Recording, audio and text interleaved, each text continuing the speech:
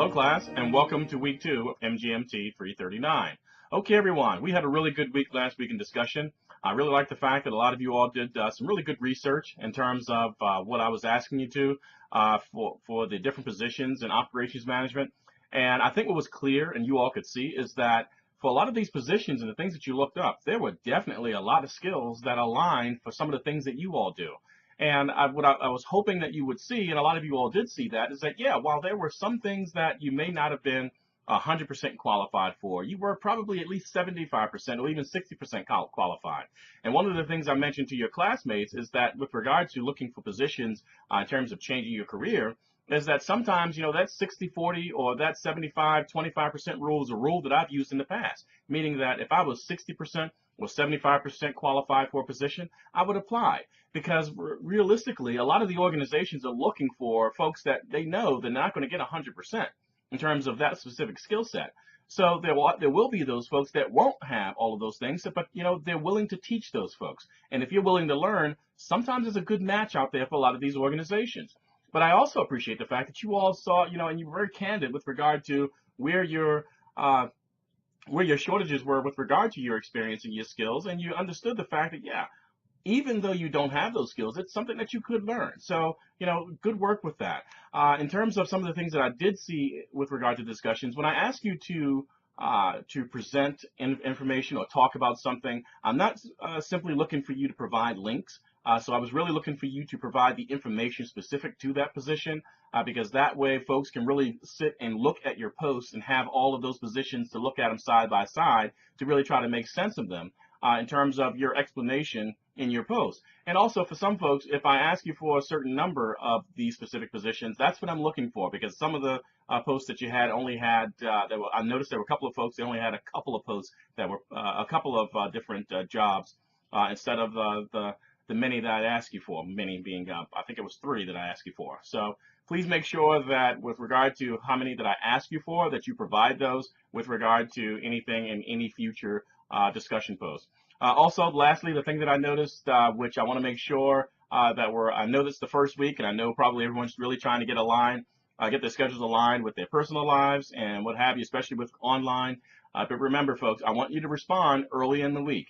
Okay, early in the week to me, since we start on Mondays, means that by Wednesday or Thursday afternoon, I'm talking 12 o'clock at the latest, that's really, you should have, posted your main post so that folks can get a chance to have conversations with you. Okay, so I really would shoot for Wednesday in terms of your initial post in discussion.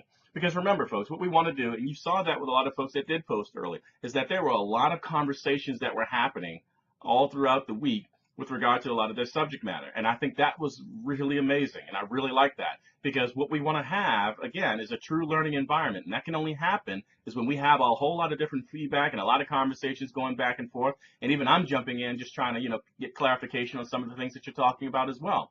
So please make sure that you respond early and that you respond often.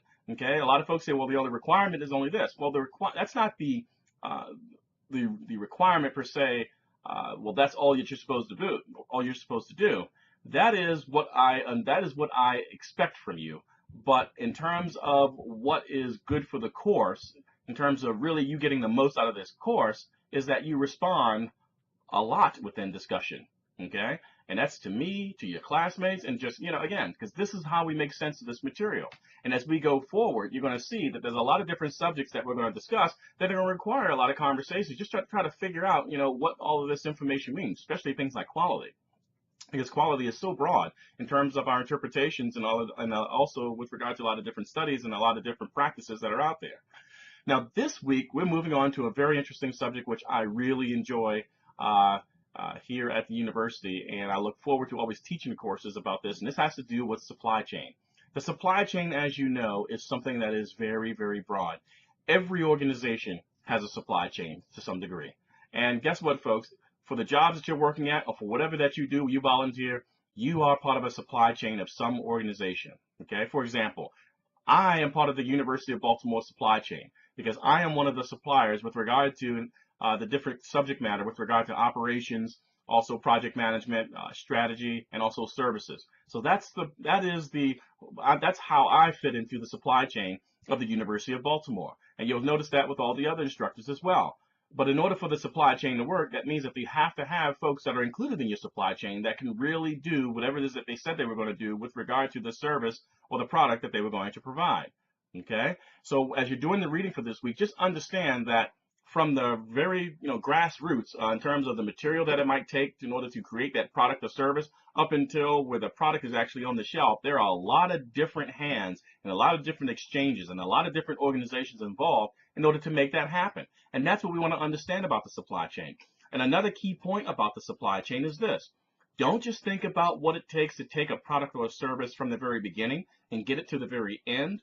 Also understand that when products are returned, okay, when something is defective, it needs to go back to the manufacturer.